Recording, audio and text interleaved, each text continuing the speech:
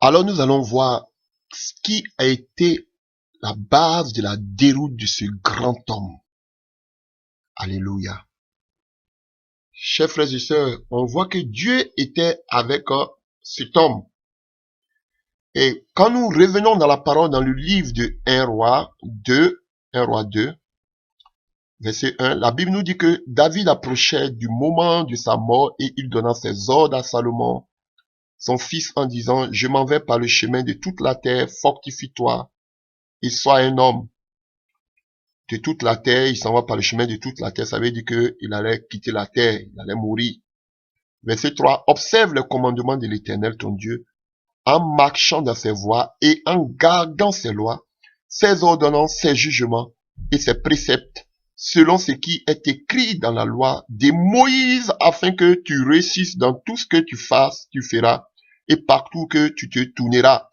On voit que David, qui était l'homme selon le cœur de Dieu, a donné ce précepte, ces ordonnances à son fils, de respecter la loi de Moïse. Frère, et Salomon a fait une très grande erreur parce qu'il a négligé une chose, c'était la même loi de Moïse.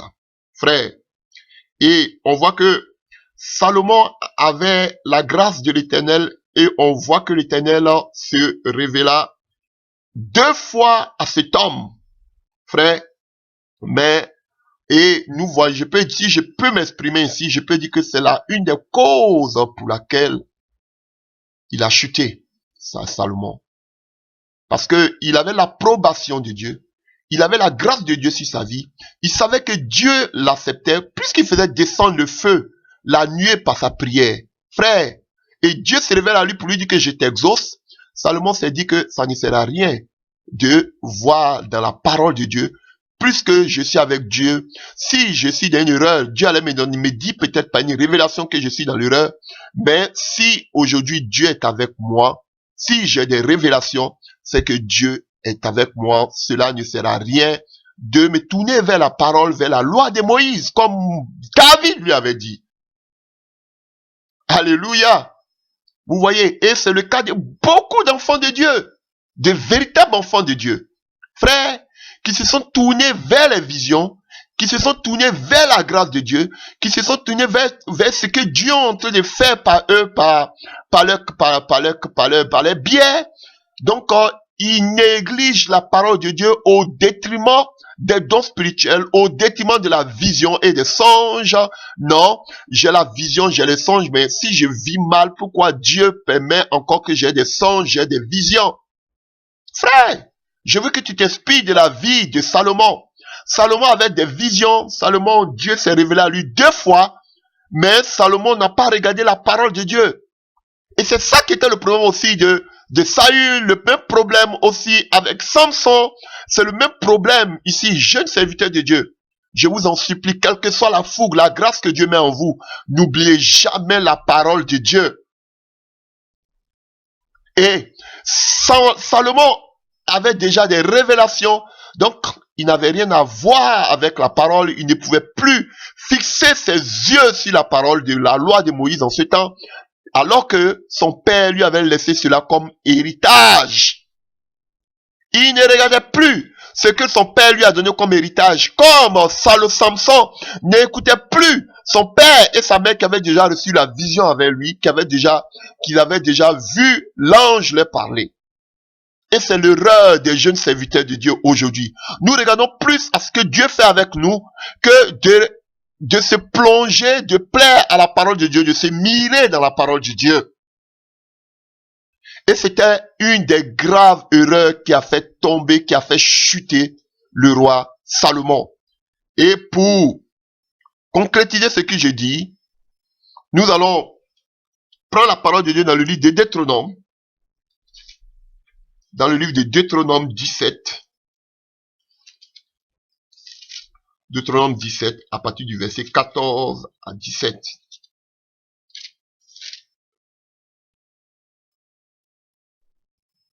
Et quand vous allez prendre votre Bible, quand vous allez prendre le livre de Deutéronome 17, à partir du verset 14, vous allez comprendre quelque chose. Frère, Alléluia. Et avant de lire ce passage déjà, je voudrais dire à tous ces frères et sœurs, tu vois, il y a d'autres qui comme ça, qui vivent dans l'impudicité et qui voient et qui se disent encore que mais je vis dans l'impudicité, j'ai encore des songes, j'ai encore des visions. C'est que Dieu est là. Alléluia. Vous voyez, vous allez voir ces personnes-là, ces féticheurs-là, qui couchent, ces soi-disant pasteurs, qui couchent avec les sœurs dans l'église, mais que Dieu, entre parenthèses, continue d'utiliser, de presser comme un citron. Donc pour eux, Dieu est toujours là. Alors que la parole leur défend de le faire. Mais ils le font, frère, mais ils voient que, mais j'ai encore les visions, Dieu fait encore des miracles, des guérisons par mes mains. Bien vrai même que j'ai 2, j'ai 3, j'ai 4, mais Dieu est encore là. Et l'orgueil s'installe. On pense que Dieu est toujours là. Pourquoi? Parce qu'on ne regarde pas la parole, que la parole nous défend de le faire. Mais on regarde simplement quand c'est que on voit les dons se manifester, on voit les visions se manifester. Moi, Dieu me parle, Dieu me révèle, rien ne se cache devant moi. Dieu me révèle toujours, Dieu est amour. Ou bien la main de Dieu par mes mains, Dieu bénit, Dieu délivre. Alors que toi, tu sais que tu vis dans l'impudicité. Mais c'est normal. Frère, c'est un piège. Dieu t'utilise comme un citron. Parce qu'il va atteindre un but. Lorsque le but est atteint, toi, il te rejette comme un pépin. Je vous dis la vérité. Dieu ne te jugera pas en fonction des dons. Parce que beaucoup qualifient la présence de Dieu dans leur vie. Beaucoup qualifient qu'ils pensent qu'ils sont en bonne relation avec le Seigneur parce qu'ils ont des visions. Parce que, je vois Dieu faire des choses par mes mains. Quand je dis quelque chose, ça arrive. Donc Dieu est avec moi. Mais regarde ta vie. Est-ce que ça va avec la parole? Alléluia. Les féticheurs là, les marabouts et consorts, les devins, ils n'adorent pas Jésus, mais ils ont des visions. Ils se disent des choses qu'ils agissent. Est-ce que c'est Dieu, c'est Jésus qui leur donne ces révélations? Non, c'est le diable. Ils vont vous dire qu'ils font tout au nom de Dieu, mais ils n'ont qu'à dire qu'ils font au nom de Jésus. Parce que même le sorcier va te dire qu'il travaille au nom de Dieu. Qu'ils disent qu'ils fassent cela au nom de Jésus. Je vais entendre cela. Frère, dans le fait d'avoir des visions, voir des gens tomber, vous allez voir la plupart des gens qui font tomber les gens dans les croisades d'évangélisation sont des gros impudiques. Je vous dis. Même malgré ça, on voit quand même la puissance.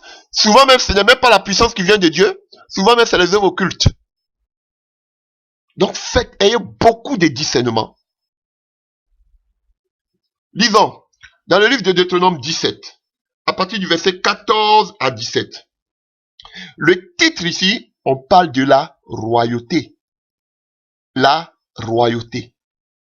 Donc, Salomon devait avoir ses yeux fixés ici. Parce qu'ici, le titre, on parle de la royauté. Alors que son père, David, lui parlait, alléluia, de la loi de Moïse. Et nous allons le voir. Amen. Deutéronome 17 à partir du verset 14 à 17. Jusqu'à 20. Lorsque tu seras entré dans le pays que l'Éternel ton Dieu te donne, lorsque tu le posséderas et que tu auras établi ta demeure et que tu diras, je veux mettre un roi sur moi comme toutes les nations qui m'entourent. Alors, quand je lis ça déjà, je vois que Moïse était un prophète. Comment Moïse savait que lorsque le peuple d'Israël allait arriver dans la terre promise, ils allaient vouloir avoir un roi comme tous les peuples qui les entourent. Ça, c'est depuis le désert déjà que Moïse parlait. Il ne s'était même pas encore entré dans la terre promise. Mais il savait déjà que le peuple d'Israël allait demander un roi. C'est ça le prophète. Alléluia. Alors, au verset 15, tu mettras sur toi un roi que choisira l'Éternel, ton Dieu. Tu prendras un roi au milieu de tes frères. Ça veut dire que le roi doit être israélite. Tu ne pourras pas te donner un étranger qui ne soit pas ton frère comme roi. Mais, au verset 16, voilà où commencent toutes les erreurs de Salomon. Au verset 16, mais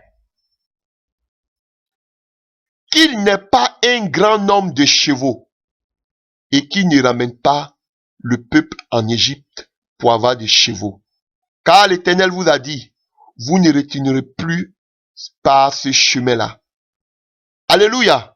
La première condition que Dieu donnait à un roi par l'intermédiaire de Moïse, par le biais de Moïse, c'est que le roi qui allait être établi comme roi sur Israël ne devait pas avoir beaucoup de chevaux, et que ces chevaux, il ne devait pas aller les prendre où?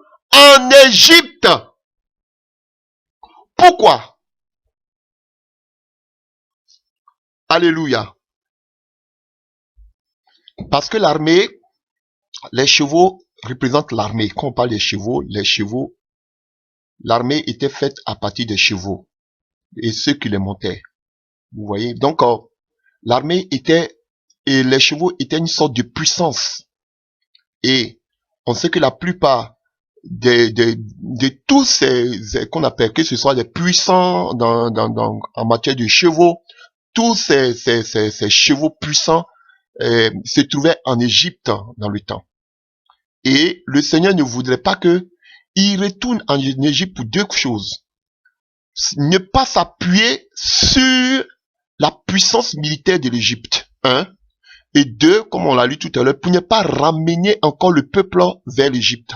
Vous ne revenez plus sur ce chemin par lequel vous êtes passé. Alléluia. De façon spirituelle, c'est aller encore s'appuyer sur les puissances du passé, les puissances occultes. Revenir, vomir à ce que nous avons, remanger encore ce que nous avons vomi. Revenir encore dans le passé. Donc, on ne devait plus revenir encore s'appuyer encore sur la force de l'armée. On a vu que tous les chars de Pharaon ont été engloutis dans la mer. Et le peuple d'Israël n'avait ni chevaux. Mais on a vu comment la puissance de Dieu les a engloutis dans la mer, tous ces chevaux. Alléluia. Donc, en quelque sorte, l'Éternel voulait que tout le peuple d'Israël apprenne à compter et à dépendre de lui. Mais ne pas aller chercher encore des chevaux pour une puissance charnelle, une puissance mondaine, pour pouvoir encore l'amener alors où était la puissance de Dieu. Frère, donc Dieu ne voulait pas qu'on s'appuie sur la puissance de ce monde, sur la puissance du passé, sur la vie passée est passée, on ne regarde plus en arrière. Mais on ne devait plus aller encore acheter encore la puissance, aller mettre notre force, notre confiance encore à la puissance du passé, au monde que nous avons abandonné. Alléluia. Voilà pourquoi il interdisait cela, de ne point retourner encore vers l'Égypte. Frère, donc nous allons voir si Salomon, le roi, a respecté cette parole. Voyons dans le livre de 1 roi 10, à partir du verset 26. 1 roi 10, à partir du verset 26. 1 roi 10, à partir du verset 26. Salomon rassemblant des chars et de la cavalerie, il avait 14 100 chars et 12 000 cavaliers. Et il les plaça dans les villes où il tenait ses chars et à Jérusalem près du roi. Donc vous voyez que ici il avait plusieurs chevaux. Quand on parle de cavalerie, quand on parle de 1400 chars et 12 000 cavaliers. Cavaliers, ce sont des gens qui montent des chevaux. Vous voyez des chars. Et les chars en ce moment étaient aussi transportés par des chevaux.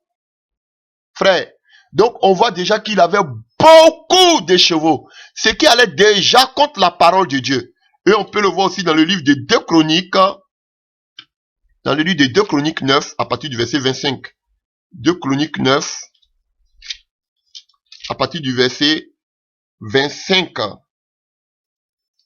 Salomon avait 4000 crèches pour les chevaux, destinées à ses chars, et 12 000 cavaliers qu'il plaçait dans les villes où il tenait ses chars et à Jérusalem près du roi. Vous voyez, donc déjà, il avait l'onction, il avait les visions.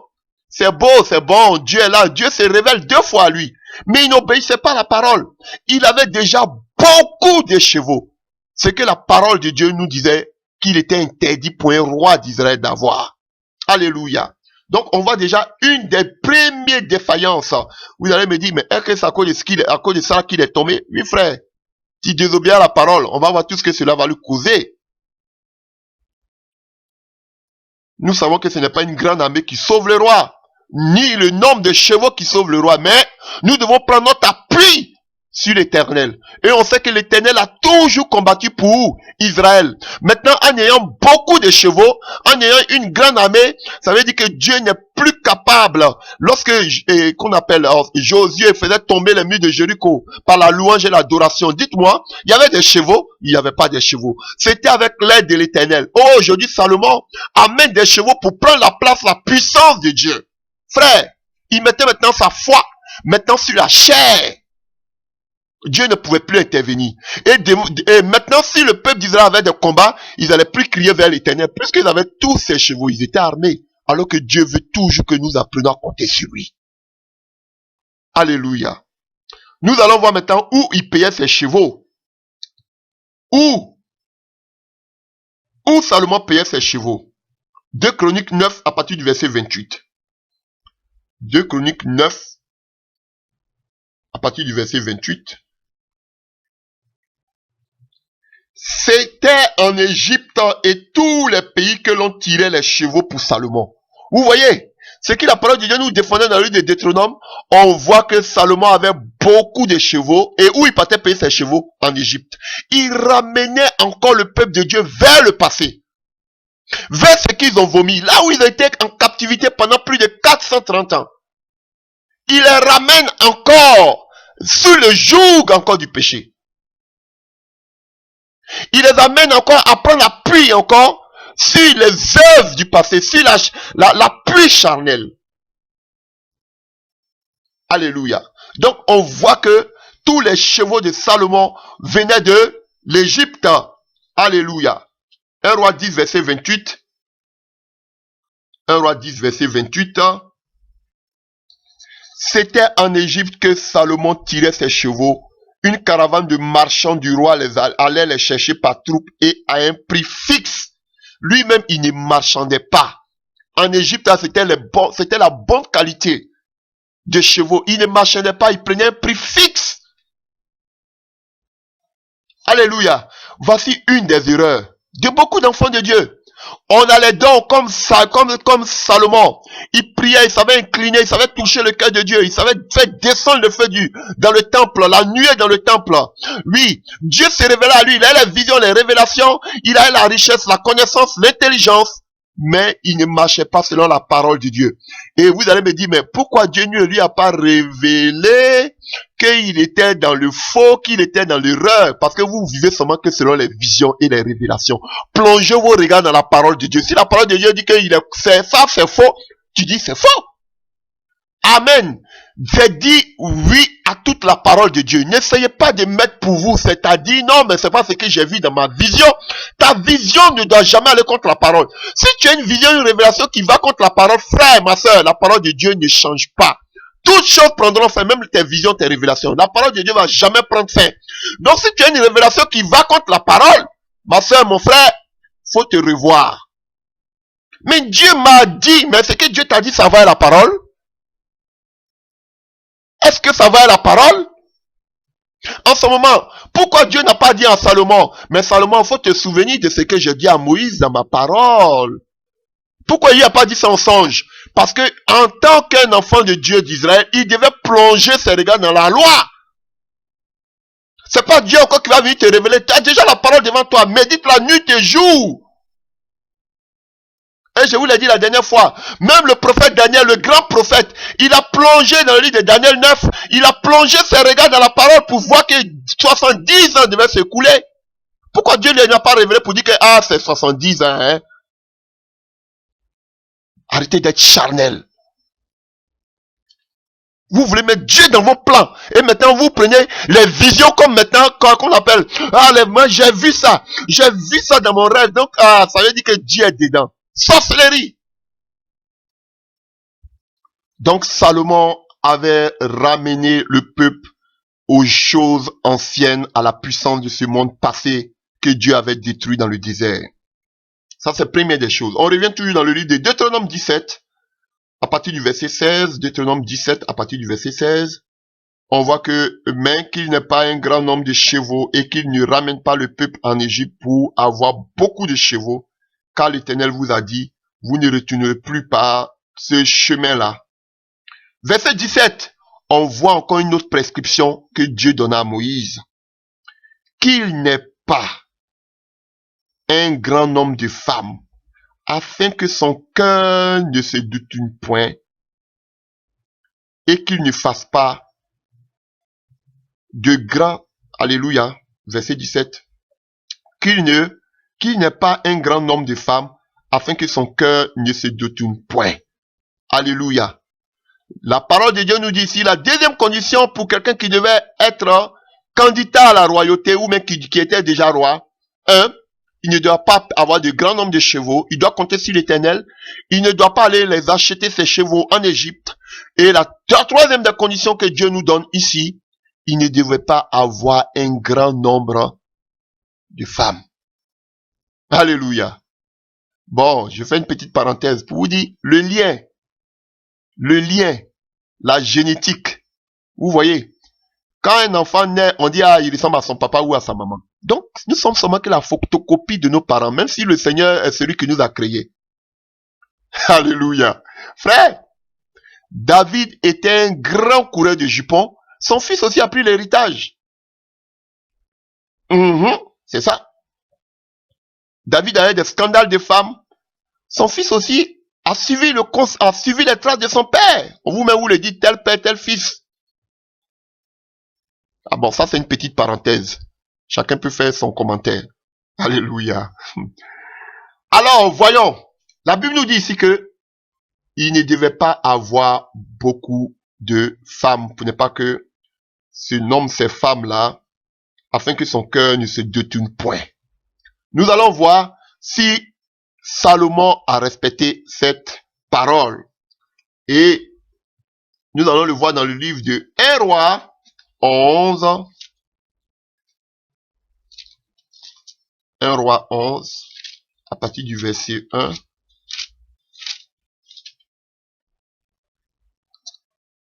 Je lis au nom de Jésus-Christ. Le roi Salomon aima beaucoup de femmes. Et puis quel genre de femmes? Les femmes étrangères. Les femmes étrangères, ça veut dire celles qui n'étaient pas israélites. Donc si vous qui partez marier les femmes étrangères ou les hommes étrangers, ça veut dire des gens qui ne sont pas des chrétiens. Je n'ai pas dit des gens qui vont à l'église, j'ai dit des gens qui ne sont pas des chrétiens nés d'en haut. Voilà. Donc, le roi Salomon aima beaucoup de femmes étrangères. Outre la fille de Pharaon, des Moabites, des Ammonites, des Édomites, des Sidoniennes, des Essiennes. Alléluia. Alléluia.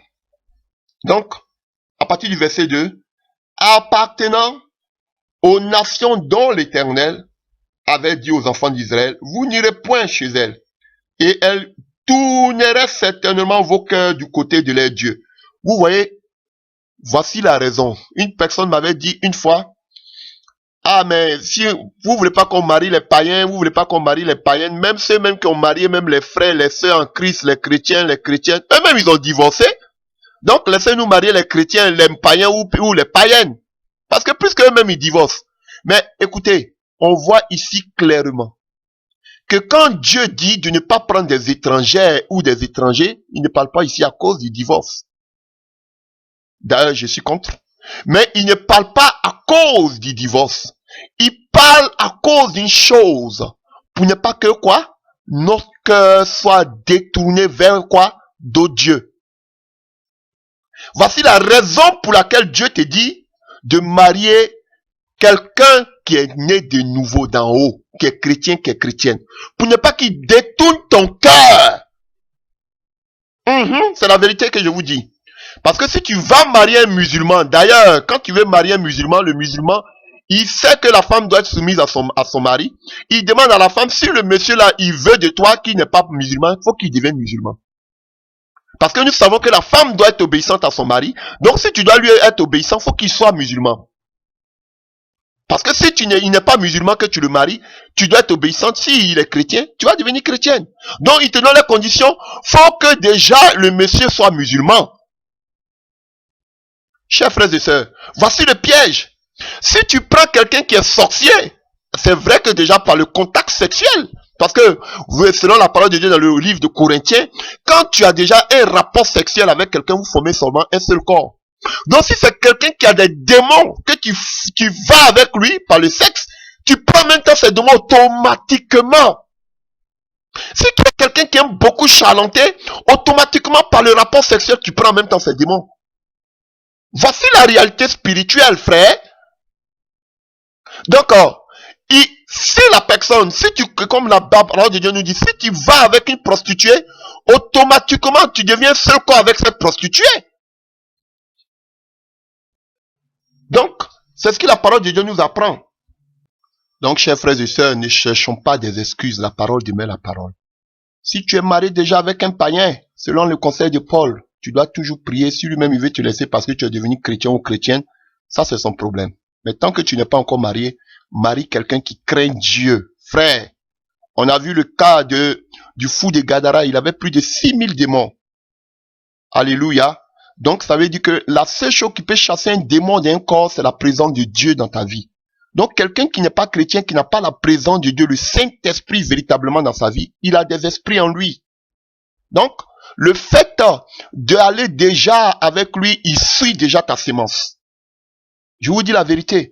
Si tu maries un féticheur, ces démons, il va te les confier. Quelqu'un qui n'est pas chrétien, tu le maries, il a des esprits, déjà que par les rapports sexuels, déjà il te contamine, déjà vous formez un seul corps.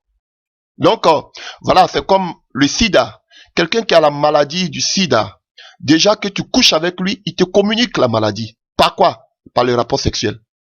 Vous voyez? Parce que vous formez un seul corps. Donc, c'est pareil de façon spirituelle. Quelqu'un qui a des esprits, du fait que déjà, et qu'on appelle, tu es attaché à lui, tu prends en même temps cette chose-là. Donc, frère, la cause pour laquelle Dieu ne voulait pas comprendre des femmes étrangères, il a dit ça à Salomon, c'est pour ne pas qu'on puisse détourner son cœur. C'est sûr que si tu maries un exemple, une femme ou un homme musulman, c'est sûr que ton cœur sera détourné pour aller adorer son Dieu. Ou si tu adores, tu prends quelqu'un qui aime beaucoup chanter ou un féticheur, c'est normal qu'il va tourner ton cœur vers, qu'on appelle, vers ses fétiches. Tu diras non, je vais tenir, je vais prier. Tu peux pas changer le cœur d'un homme, mon frère ou ma soeur. Bref, donc on voit qu'ici, c'était concernant pour ne pas que notre cœur soit détourné vers d'autres dieux. Ce fut à ces nations que s'attacha Salomon, entraîné par l'amour. Alléluia. Ça veut dire qu'aussi l'amour peut nous pousser aussi l'amour peut nous pousser qu'on appelle à prendre des personnes qui ne sont pas nées de nouveau. Frère, ce n'est pas une raison, même si vous vous aimez, il y a la parole de Dieu qui est là. On doit se marier en Christ. Il aimait. La Bible nous dit que oui, c'est par l'amour, il les aimait. Voilà pourquoi il allait chercher ces femmes qui étaient des étrangères. Mais la Bible dit au verset 2, appartenant aux nations dont l'Éternel avait dit aux enfants d'Israël, vous n'irez point chez elles et elles ne viendront point chez vous. Elles tourneraient certainement vos cœurs. Vous les aimez, mais la parole de Dieu dit non, vous ne devez pas aller vers eux, ils ne doivent pas venir vers vous. Point et barre. Tout ce que tu ajoutes à c'est ta chair. Donc, malgré que ce soit l'amour, et regardez bien, à partir du verset 3, où l'amour l'a emmené, vous allez même me dire si vous êtes d'accord avec moi ou contre. Au verset 3, Samson et Salomon eurent 700 princesses. Donc, ça veut dire qu'il a eu 700 princesses. Donc, ça veut dire que lui, il aimait les 700 princesses. Dites-le moi. Je sais que l'homme quittera son père, sa mère s'attachera à sa femme. Maintenant, lui, il a 700 princesses. Donc, il aimait les 700 princesses. Il avait besoin de délivrance, frère. La sirène des eaux. Il avait 700 princesses. 700. Lui, il avait un Viagra particulier. Alléluia. Et 300 concubines. Donc, total 1000. Lui seul. La Bible nous défendait d'avoir beaucoup beaucoup de femmes. Lui, il en avait beaucoup. Et deux encore, il allait prendre les femmes étrangères dont Dieu avait dit que vous ne devez pas les prendre. Elles vont détourner vos cœurs.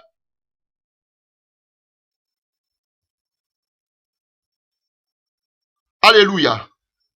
Et on le voit que au verset 4, que à l'époque de la vieillesse de Salomon, ces femmes-là inclinaient son cœur. Alléluia. Alléluia. Leur but, c'était d'incliner son cœur. De tourner cet homme vers le Dieu. Vous pensez souvent plus rusé que Dieu. Vous pensez que souvent vous êtes plus intelligente que la parole de Dieu. Vous allez faire vos manigances et souvent même vous mettez les serviteurs de Dieu dans des compromis, dans des problèmes. Souvent même j'attends même qu'on demande même à ce que même le pasteur ou le prophète même prophétise pour dire que la femme là c'est pour moi ou bien le monsieur là c'est pour moi. Frère, sorcellerie. Ou bien on fait les mariages par arrangement. Mais c'est toi qui as payé les pots cassés demain. Voilà, poussez le pasteur à ce que le pasteur dit oui, c'est la volonté de Dieu. Prêt même à lui donner même de l'argent. Alléluia. Et on voit au verset 4. À l'époque de la vieillesse de Salomon, les femmes inclinaient son cœur vers d'autres dieux. Et son cœur ne fut point tout entier en l'Éternel son Dieu, comme l'avait été le cœur de David son père. Salomon alla près après Astarté, divinité des Sidoniens, et après Milcom, l'abomination des Ammonites. Frère, vous avez vu? Non seulement on l'a poussé à adorer les dieux étrangers, et de deux, regardez au verset 6, et Salomon fit ce qui est mal aux yeux de l'Éternel, et il ne suivit point pleinement l'Éternel comme David, son père. Alors Salomon bâtit sur la montagne qui est en face de Jérusalem un haut lieu pour Kémosh, l'abomination des Moab, et pour Moloch, l'abomination des fils d'Ammon. Vous avez compris? Et quand on parle des Moabites, des Ammonites, vous allez les voir, ce sont même des enfants qui sont nés d'une relation incestueuse entre Lot et puis ses filles. Le père a couché avec ses enfants, les deux filles ont saoulé le papa, ivré le père, elles ont couché avec lui, c'est comme ça que ces peuples sont arrivés. Il allait créer en Jérusalem, sur la montagne, le mont Moriba, où il a construit le temple. Frère, juste à côté, seulement ils ont incliné son cœur, ils l'ont mis maintenant dans la désobéissance, et maintenant il devait aller contre le Dieu d'Israël. Vous avez vu? Vous êtes trop intelligent que Dieu.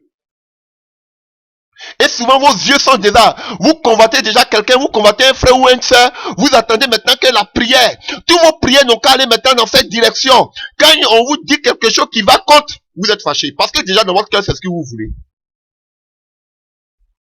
Frère, ce avec lequel tu t'amuses aujourd'hui, c'est ça qui va te créer des problèmes demain. Alléluia.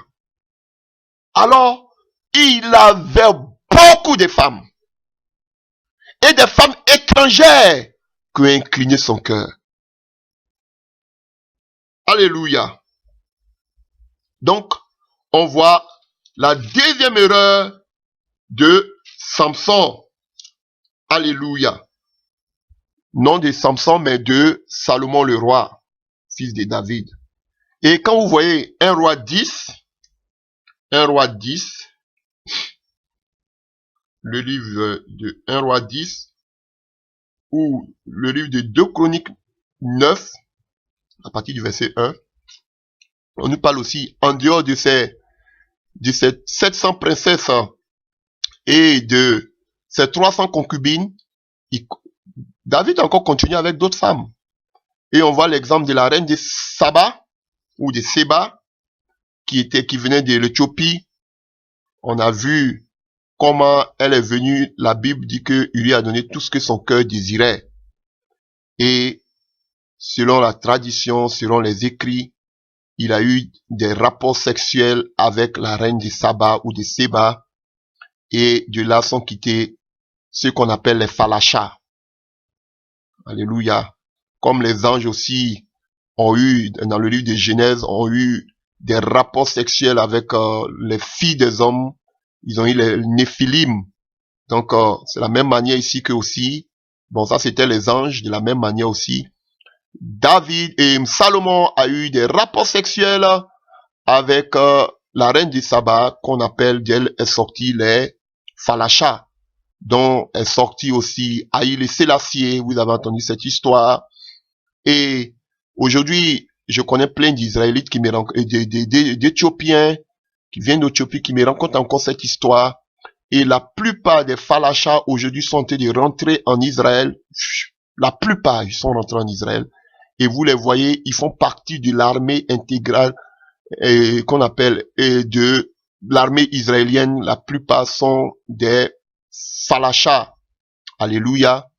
C'est vrai qu'ils ne sont pas bien, comme on m'a expliqué, ils ne sont pas vraiment bien, on prend pas vraiment bien soin d'eux parce que bon, ils ont un peu la couleur noire, voilà. Mais ils sont intégrés et beaucoup d'entre eux sont dans l'armée israélienne où je vous parle actuellement. Et tout cela est descendu à partir de la reine de Saba. Et si vous voyez aussi, on nous parle de l'eunuque éthiopien. Vous voyez, qu'est-ce qu'un Éthiopien avait à voir à aller prier en Israël puisqu'il est éthiopien? Sûrement cet Éthiopien était pas sûrement, c'est un descendant. Parce que on nous parle de Salomon, ce sont bien des années avant. Donc, vous voyez, et dans le Nouveau Testament, on nous parle de Philippe et de l'eunuque éthiopien. L'eunuque éthiopien était allé adorer à Jérusalem parce qu'il avait en lui la sémence israélite, la sémence du roi Salomon. Voilà. Et les nouvelles vont bon train. On apprend même que dans les coulisses qu'on appelle l'arche de l'Éternel. Peut-être que même l'arche de l'Éternel se trouve même pendant que je parle. Peut-être, comme les gens, c'est seulement que des rumeurs se trouveraient en Éthiopie, frère. Donc, on a vu qu'il a eu des relations avec plusieurs femmes qui ont incliné son cœur. Voilà. Il avait 1000 femmes lui seul. Il était vraiment fort. Alléluia. Donc, revenons encore dans notre passage de Deutéronome. Dans le livre de Deutéronome que nous avons lu concernant la royauté dans le livre de Deutéronome 17. À partir du verset 16, nous avons lu, à partir du verset 17, on était arrêté. On nous dit qu'il n'y a pas un grand nombre de femmes afin que son cœur ne se détourne point. Voilà. Et qu'il ne fasse pas. Maintenant, on nous donne une des conditions aussi que le roi ne devait s'abstenir et qu'il ne fasse pas de grands amas d'argent et d'or. Frère, le roi qui devait s'asseoir en Israël ne devait pas être très riche. Il ne devait pas avoir, beaucoup amassé beaucoup d'argent et d'or. Frère, ce n'était pas le cas de notre cher roi Salomon. On voit qu'il était très riche. Beaucoup vont me dire, mais c'est Dieu qui lui a promis la richesse. Alors, s'il est riche, pourquoi Dieu en ce moment peut nous dire qu'il ne devait pas être aussi riche, trop riche? Dieu, il est suprême, il fait ce qu'il veut. Voilà. Dieu lui a donné la richesse, mais vous allez voir que Salomon, il a agi de sa sagesse. Vous allez voir beaucoup de choses. Salomon a agi de sa sagesse pour acquérir sa richesse. Il a agi de sa sagesse pour pouvoir multiplier ce que le Seigneur lui avait donné. Même on va voir qu'il a fait aussi de façon frauduleuse. Il a agi à partir de sa sagesse que Dieu lui avait donnée. Alléluia. Comment Dieu peut nous donner des dons et nous détournons ces dons-là dans le mauvais sens. Alléluia. Donc, on voit que Salomon avait beaucoup d'or et d'argent. On l'a lu tantôt au-delà, en avant. Vous pouvez le lire dans le livre de 2 Chroniques 9 à partir du verset 13. Dans le livre de 2 Chroniques 9 à partir du verset 13 à 25. 2 Chroniques 9 à partir du verset 13 à 25.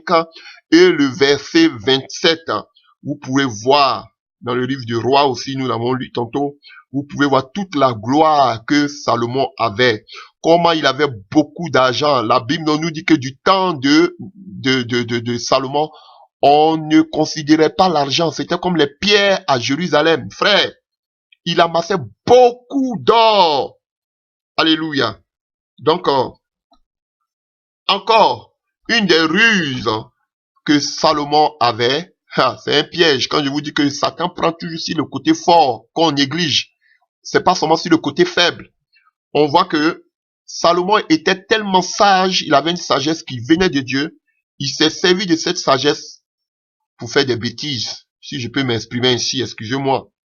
Parce que nous l'avons vu déjà, Salomon a fait des alliances avec tous ses ennemis en faisant quoi? En épousant tous leurs filles. Ce qui fait que du temps de Salomon, il y avait la paix avec tous ses ennemis parce qu'il y avait des alliances qui avaient été fixées. Il a épousé toutes les filles de ses ennemis. Et c'était aussi une arme que Mahomet aussi a utilisée. Il a utilisé, Mahomet, du moins selon l'histoire, a marié la plupart de tous ces grands rois-là. Il a marié leurs filles pour établir l'islam. Même la fille de la Mecque, la fille du roi de la Mecque, il a épousé. Vous comprenez? Donc, c'est la même stratégie que Salomon a adoptée par la sagesse. Dieu ne lui avait pas dit, mais il avait la sagesse. Donc, s'est dit, si je veux avoir la paix avec tous mes ennemis, qu'est-ce que je dois faire? Je dois épouser toutes les filles. Alléluia. Vous voyez, c'était bien planifié, mais c'était en même temps un piège pour lui. Et qui se riait de cela? Satan. Et on peut le voir dans le livre de, quand vous voyez déjà 1 roi 3 du moins, vous allez voir, 1 roi 3, à partir du verset 1, on dit, Salomon s'allia par mariage avec Pharaon, roi d'Égypte. S'allier, vient, il y a l'alliance dedans. Donc, il fit l'alliance avec le roi d'Égypte en mariant sa fille. C'est que Dieu lui avait défendu de faire. Non seulement il partait payer les chevaux là-bas, mais il allait encore marier la fille du roi d'Égypte. Donc, ce qui fait que le roi d'Égypte ne pouvait pas l'attaquer. Parce que quoi? C'est mon beau. Alléluia. Vous voyez comme il était rusé. Et il a marié, qu'on prend maintenant 1 roi 11.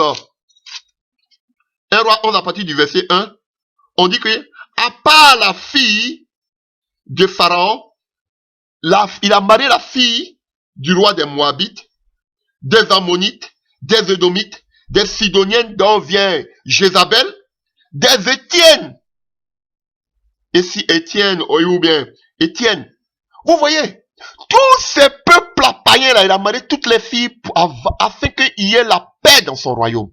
Quelle ruse! On va me dire, il a la sagesse. Oui, c'est bon, mais il a utilisé cette sagesse avec ruse. Et ça causa sa perte. Alléluia. D'une part, il avait la paix de façon physique. Comme c'était l'enseignement pour nous, vous pouvez voir de façon la paix. Oh, j'ai la paix dans mon foyer. Il est bien, elle est bien. Mais tu sais pas quel dégât spirituel cela engendre dans ta vie.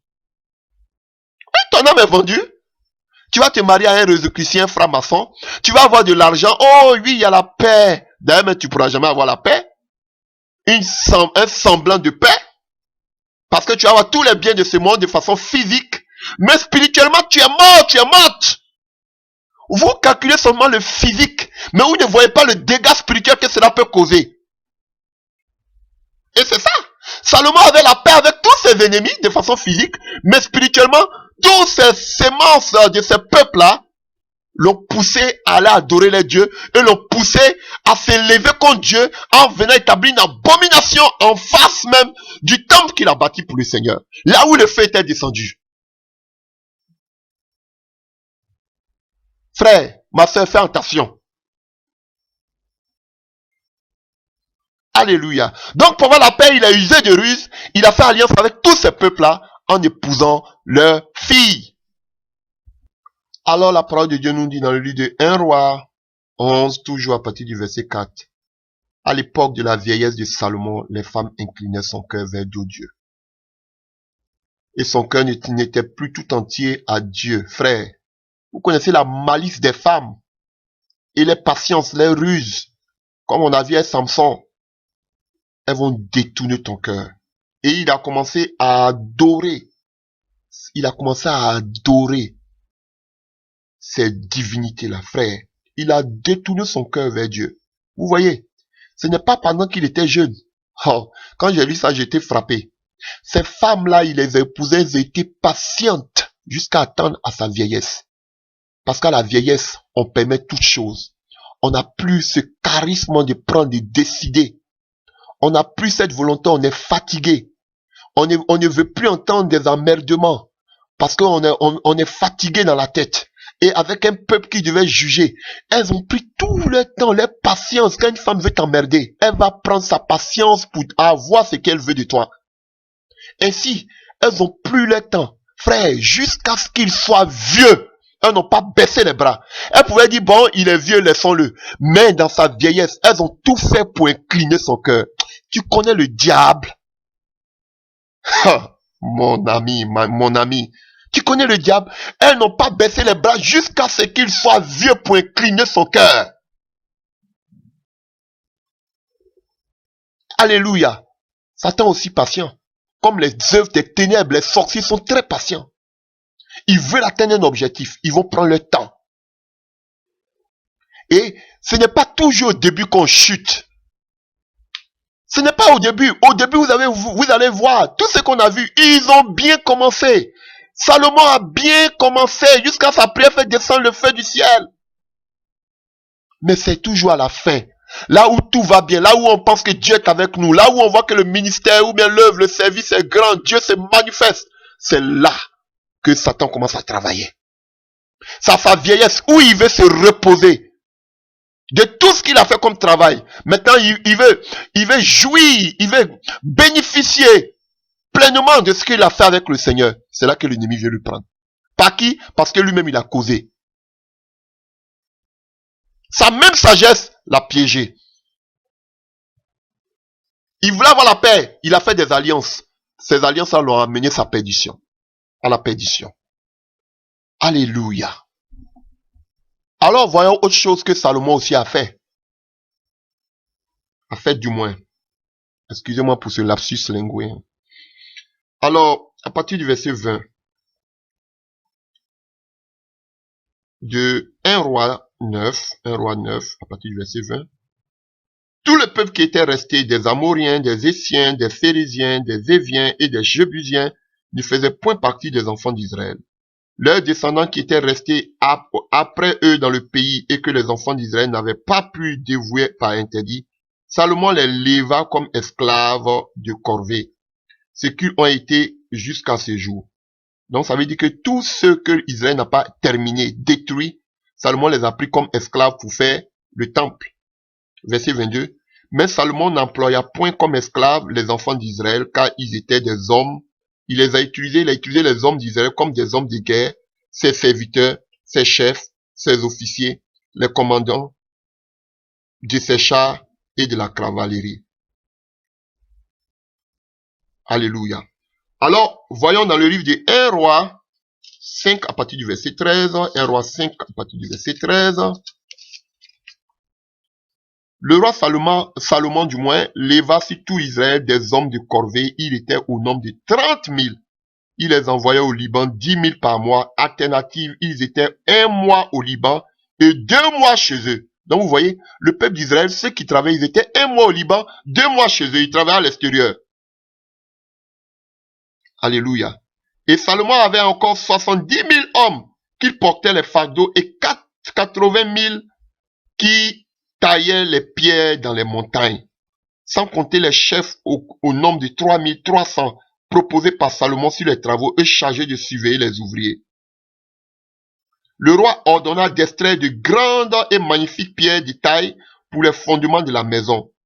Les ouvriers de Salomon, ceux de Hiram et les Gibliens, les taillaient et ils préparaient les bois et les pierres pour bâtir la maison.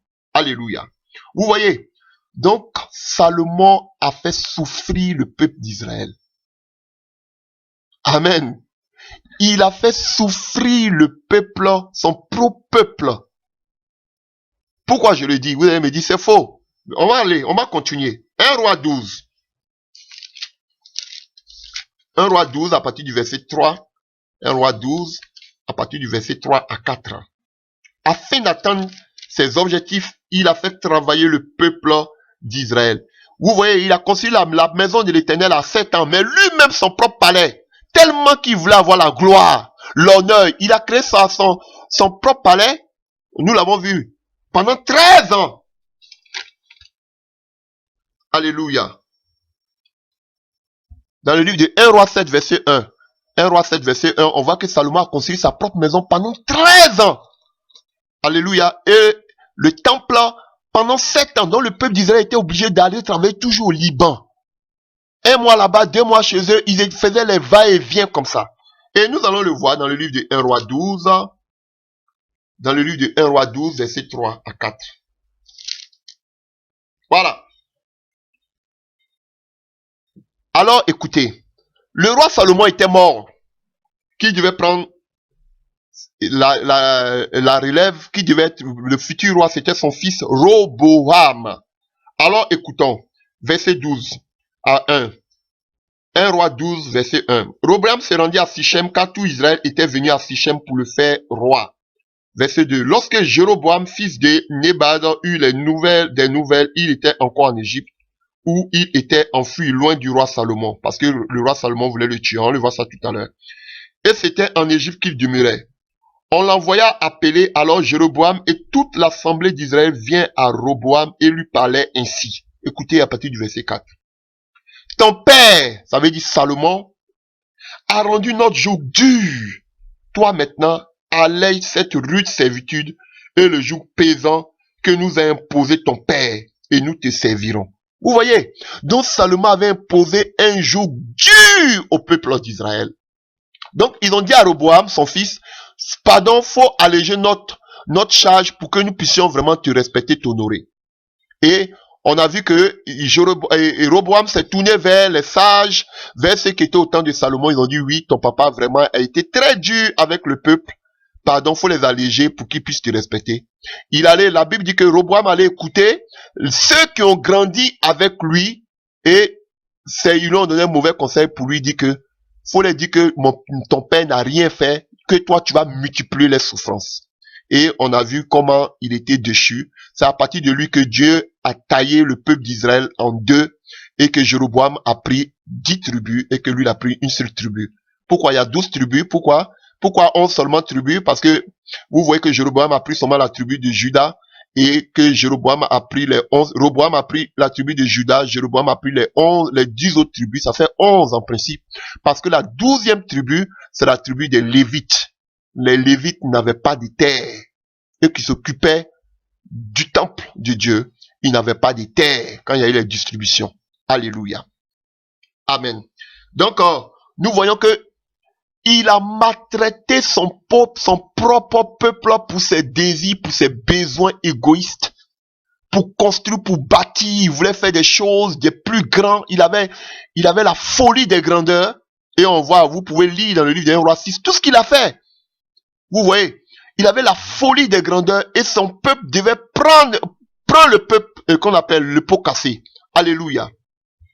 Donc, chers frères et sœurs, ce sont des enseignements qui doivent nous faire beaucoup de bien et nous interpeller. Si de tels hommes ont pu chuter, frères, c'est pas nous autres. Mais nous sommes fortifiés dans le nom puissant de Jésus. Nous pouvons tout par celui qui nous fortifie. Et voilà pourquoi je t'encourage à chercher la face de Dieu, à toujours demeurer sur sa parole. Vous allez voir, un des problèmes de Saül, c'était la parole. Un des problèmes de Samson, c'était la parole. Un des problèmes de Salomon, c'était la parole. Frère, la parole est au centre. On ne peut rien faire sans la parole de Dieu. Voilà pourquoi je voudrais que vous bâtissez tout ce que vous voulez faire de façon spirituelle. Votre vie, la vision que Dieu vous donne, le service que Dieu vous donne, toute chose sur la base de la parole. Pas sur la base des dons ou même de votre connaissance. Frère, vous allez échouer. Tous ces enseignements, c'est pour vous fortifier, à vous accrocher à la parole. Pas au talent. Ni la vision. Frère. Donc, nous allons prendre le livre de 1 roi 11, toujours à partir du verset 9 à 14.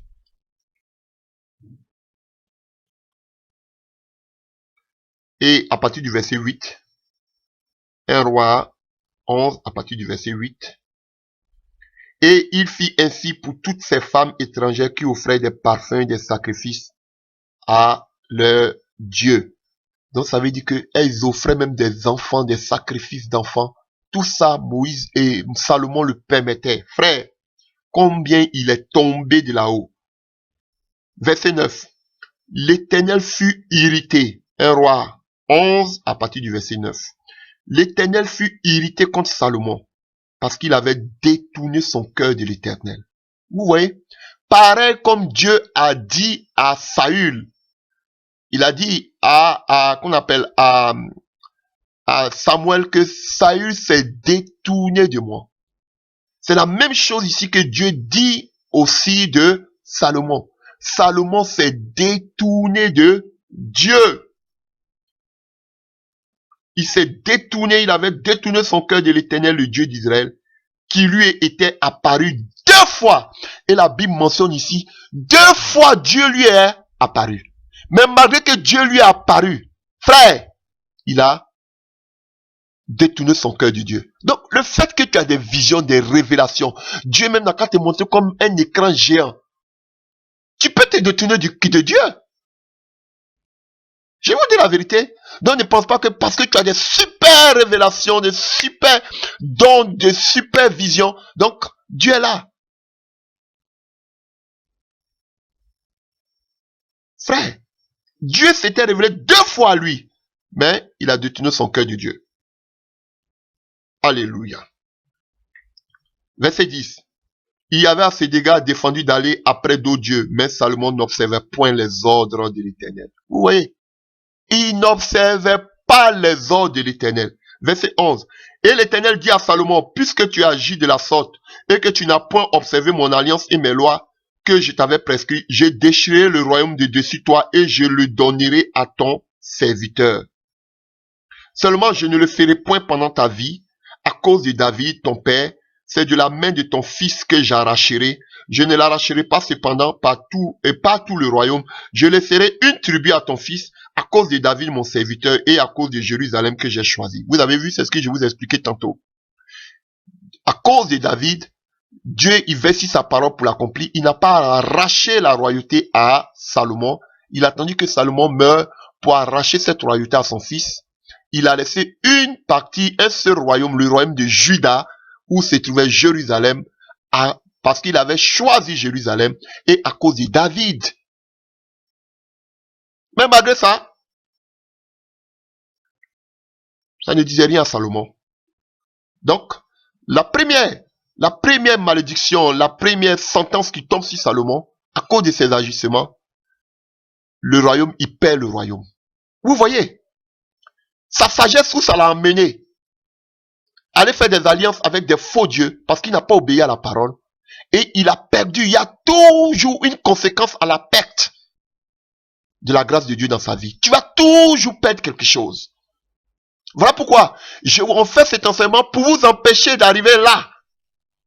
Parce que quand tu vas tomber, il y a toujours quelque chose que tu vas perdre dans ta vie de consécration. Non seulement il a adoré, il s'est détourné du Seigneur, mais seulement ça ne suffit pas.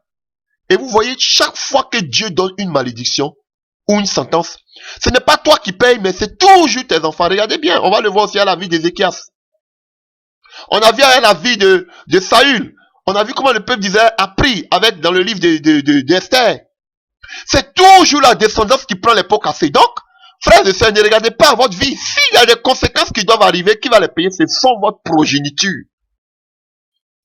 Et on voit qu'ici, Dieu dit à Salomon, pendant que tu es vivant, je ne vais pas le faire, mais c'est ta progéniture, à ton fils.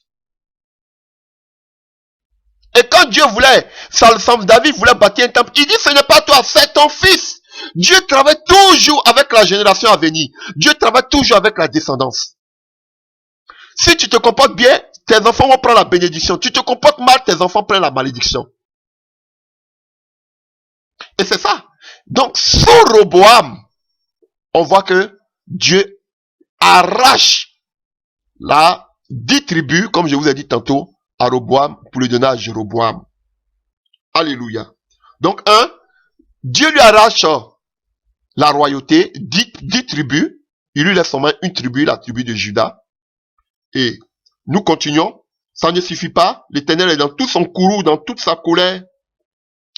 À partir du verset 14, l'Éternel suscita un ennemi à Salomon, Hadad l'édomite de la race royale d'Édom.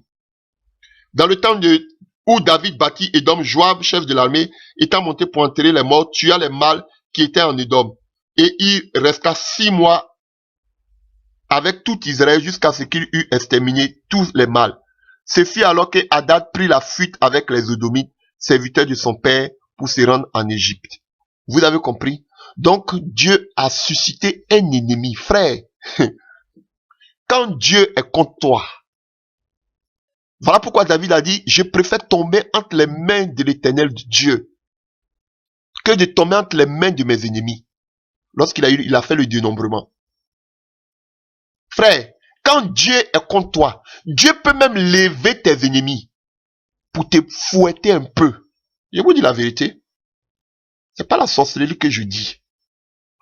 Parce que la main de Dieu est sur toi. Regardez, quand Satan voulait frapper Job, il allait d'abord demander l'autorité de Dieu, la permission de Dieu. Quand tu es un enfant de Dieu, Dieu te protège. Mais tu pèches, Dieu enlève sa main. Et il permet que Satan te frappe propre. C'est ce qu'il a fait avec Saül. Quand Saül, la main de Dieu n'était plus sur Saül, on dit un esprit qui venait de Dieu est venu frapper Saül. Un esprit qui venait de Dieu. Pas qui venait du diable. Donc Dieu permet parce que quoi? Tu ne lui es plus agréable. Parce que quoi? Tu as fait une porte d'ouverture.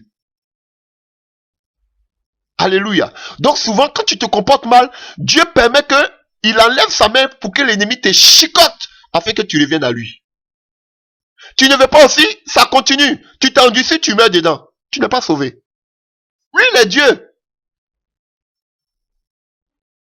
Donc, on voit que Dieu a suscité un ennemi parce que Salomon était devenu incrédule, endurci, orgueilleux.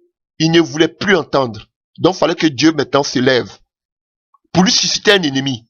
Parce qu'il avait déjà... Alléluia.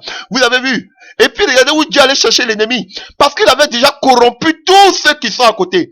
Vous n'allez pas voir que l'Égypte est venu l'attaquer. Pourquoi? Parce qu'il avait alliance déjà avec tous ces peuples-là par leurs filles, par le mariage. Mais Dieu allait prendre quelqu'un même qui était même oublié. Alléluia. Qui avait fait la guerre même du temps de David. Que tout le monde, même que Salomon même avait oublié, parce que Salomon pensait qu'il avait la même mise sur tous ses ennemis. Mais celui-là, Dieu allait le prendre quelque part, toucher son cœur, pour qu'il puisse venir faire la guerre à qui? À Salomon. Dieu est fort. Salomon se pensait trop sage. Non, j'ai déjà tous mes ennemis sous ma main. Pourquoi? Parce que j'ai marié leur fille. Mais Dieu allait susciter un ennemi où il ne s'attendait même pas. Alléluia. Verset 23. Dieu suscita un autre ennemi à Salomon, Rexon, fils d'Eliada, qui s'était enfui de chez son maître Adéazar, roi de Soba. Ah, Dieu allait susciter encore un autre ennemi. Alléluia. Qu'il ne connaissait même pas. Encore, comme il ne veut pas se repentir, au verset 26, Dieu va susciter Jéroboam, aussi serviteur de Salomon, qui était même le serviteur de Salomon, leva la main contre le roi. Il était fils de Nébat, l'Éphrasien de Séréda, et il avait pour mère une veuve nommée Seroua. Voici à quelle occasion il leva la main contre le roi. Salomon bâtit Milo et fermait la brèche de la cité de David son père. Jéroboam était fort et vaillant, et Salomon, ayant vu ce jeune homme à l'œuvre, lui donna la surveillance de tous les gens de corvée de la maison de Joseph. Dans ce temps-là, Jéroboam, étant sorti de Jérusalem, fut rencontré en chemin par le prophète à Achia de Silo, revêtu d'un manteau neuf. Ils étaient tous deux seuls dans le camp. Achia saisit le manteau neuf qu'il avait sur lui, il déchira en 12 morceaux, et il dit à Jéroboam, prends pour toi 10 morceaux, car ainsi parle l'Éternel, le Dieu d'Israël, voici, je vais arracher le royaume de la main de Salomon, et je te donnerai 10 tribus. Mais il aura une tribu à cause de mon serviteur David et à cause de Jérusalem, la ville que j'ai choisie sur tous les tribus d'Israël. Et cela parce qu'ils m'ont abandonné, se sont tournés devant Astarté, divinité des Sidoniens, devant Kémosh, dieu de Moab, et devant Milcom, dieu des fils d'Amon. Et parce qu'ils n'ont point marché dans mes voies pour faire ce qui est droit à mes yeux, et pour observer mes lois et mes ordonnances, comme l'a fait David, père de Salomon.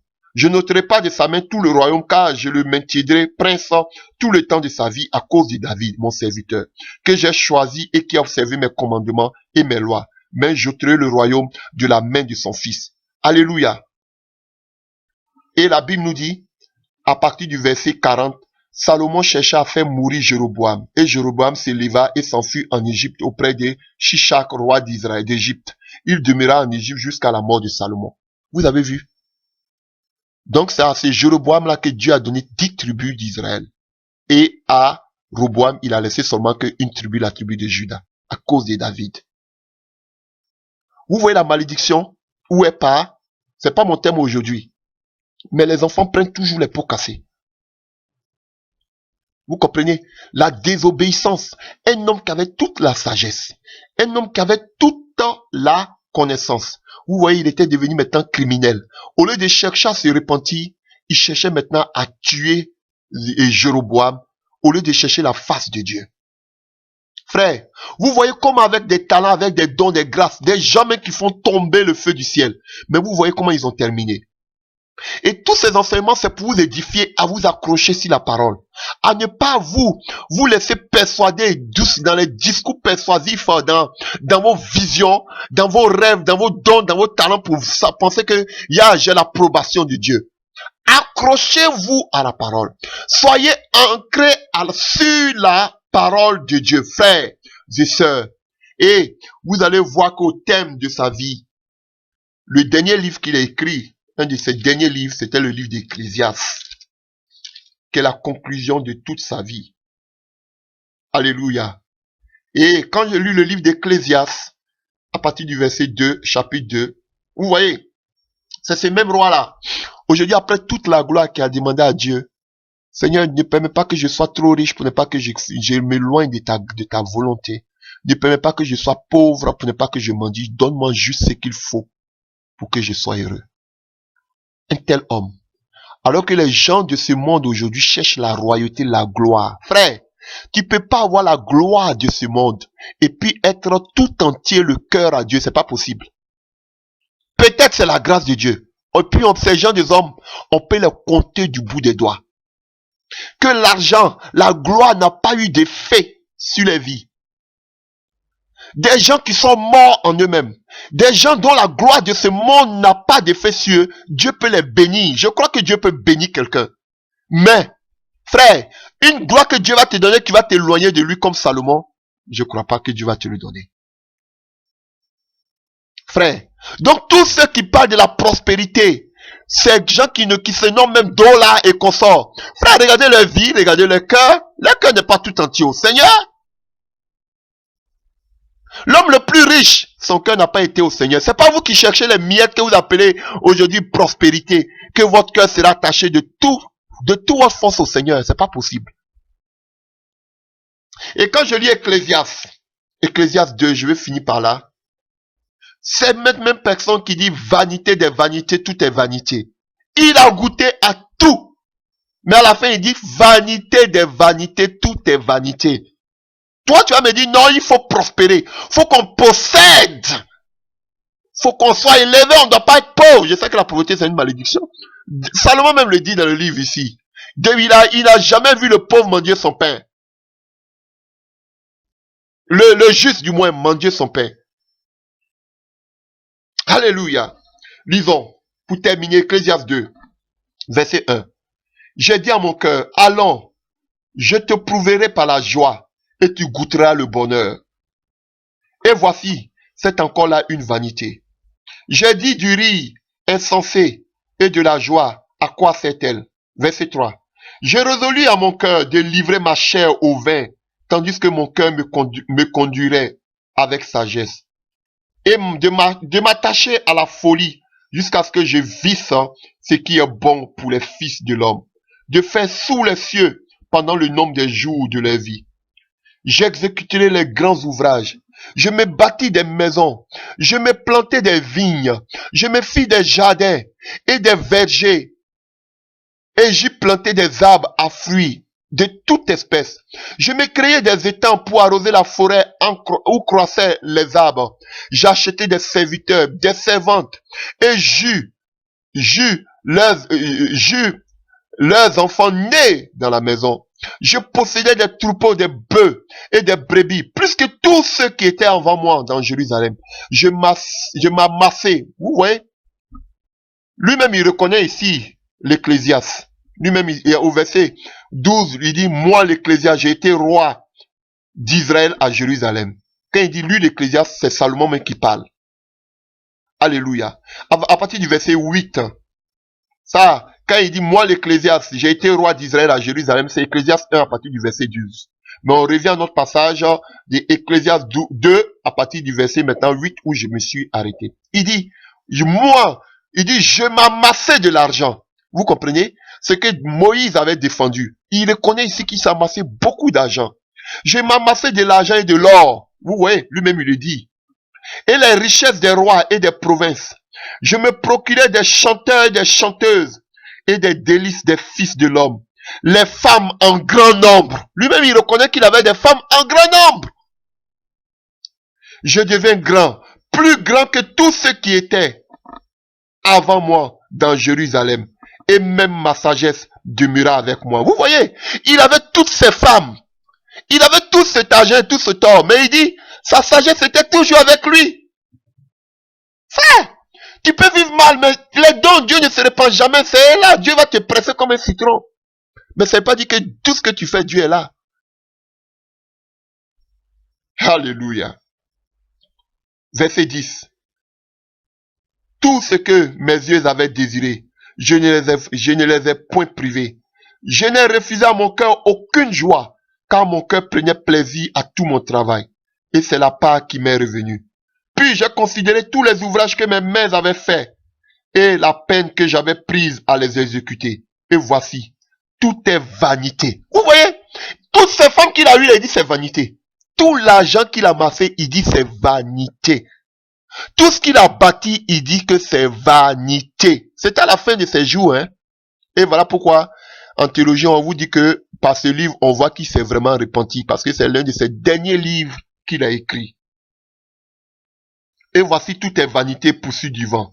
Et il n'y a aucun avantage à tirer de ce qu'on fait sous le soleil. Alléluia. Et voyons à la fin d'Ecclésiaste ce qu'il dit. À la fin. Ecclésiaste 12, à partir du verset 15. Et vous voyez, quand vous prenez déjà Ecclésiaste 12 à partir du verset 1, il donne, c'est un livre qui concerne la jeunesse. Vous voyez, jeune, toi qui sens l'appel de Dieu, jeune, toi qui bout au-dedans de toi, toi qui as envie de faire la volonté de Dieu. Voici le message qu'il te donne. Jeune homme, réjouis-toi dans ta jeunesse, livre ton cœur à la joie pendant les jours de ta jeunesse. Marche dans les voies de ton cœur selon les regards de tes yeux. Mais sache que pour tout cela, Dieu t'appellera en jugement. Bannis de ton cœur le chagrin, éloigne-toi du mal de ton corps, car la jeunesse et l'aurore sont vanité. Mais souviens-toi de ton Créateur pendant les jours de ta jeunesse, afin que les jours mauvais arrivent et que les années s'approchent où tu dis, je n'y prends point de plaisir. Vous voyez, il donne le conseil à la jeunesse, parce qu'il a tout expérimenté dans la vie. Tout! Qu'est-ce qu'un homme ne voudrait pas avoir? La gloire, la femme. Qu'est-ce qu'un homme ne voudrait pas avoir? Il a tout eu. L'honneur. Mais il dit vanité des vanités, tout est vanité. Et alors, en Ecclésiaste 12, verset 15 pour finir, il dit, écoutons la fin du discours. Voici ce qu'il te dit. Crains Dieu et observe ses commandements. C'est là ce que doit tout homme. Frère, aujourd'hui, Salomon te dit de craindre Dieu ou d'observer ses commandements. Ce que son père David lui avait dit, il ne l'a pas fait. C'est à la fin de ses jours, il a eu la grâce qu'aujourd'hui il te dit, il te donne ce conseil de craindre Dieu et d'observer sa parole. Ne te laisse pas prendre par toutes ces bénédictions que Dieu te donne. Ne te laisse pas prendre par la sagesse que Dieu te donne. Ne te laisse pas prendre par les dons spirituels que Dieu te donne. Ne te laisse pas prendre par toutes ces guérisons que Dieu fait par tes mains. ou même par toute cette parole que tu es en train de prêcher avec audace. Mais il te dit, crains Dieu et observe sa parole. Car Dieu amène toute œuvre en jugement au sujet de tout ce qui est caché, soit bien, soit mal. Par ce message, par ce passage, je vais finir. Frère, pour vous dire, si de tels hommes ont pu chuter un moment dans leur vie, frère, ça peut t'arriver. Voilà pourquoi je voudrais que tu analyses, tu vois ta vie, tu regardes ta vie, et que tu te regardes dans le miroir de la parole, et que tu te poses la question, est-ce que Dieu est content de mon parcours et de ma vie? Mets les talents de côté, mets les visions de côté. Dis-toi, si je n'ai pas de vision, si je n'ai pas de talent, si je n'ai pas de don spirituel, est-ce que ma vie est agréable au Seigneur Jésus-Christ de Nazareth? Et c'est important pour toi. Vous avez vu, lorsque David a péché contre Bathsheba, avec Bathsheba, lorsque Nathan est venu lui parler, automatiquement la réaction de David, c'était de se repentir. Frère, tu peux tomber. Le juste homme 7 fois, Dieu le relève 7 fois. À moins que celui-là se répand. Tu peux tomber. Frère, vaut mieux tomber entre les mains du Seigneur que de tomber entre les mains des hommes. Tu peux tomber. Mais si tu reconnais ton erreur, relève-toi dans l'humilité. Relève-toi en inclinant ton cœur devant Dieu. Vous voyez, c'était là la différence entre David et Salomon. Salomon, Dieu a envoyé des prophètes pour lui montrer, ou pour lui dire qu'il se comportait mal. Mais il avait endurci son cœur. Il ne voulait écouter personne. Comme Saül. Mais David, automatiquement, il inclinait son cœur pour demander pardon à Dieu. C'est pas pour rien que Dieu lui appelait l'homme selon mon cœur. Parce qu'il savait comment toucher le cœur de Dieu par la repentance. Sincère. J'espère que ce message t'a fait beaucoup de bien. Et que tu puisses méditer sur ta vie.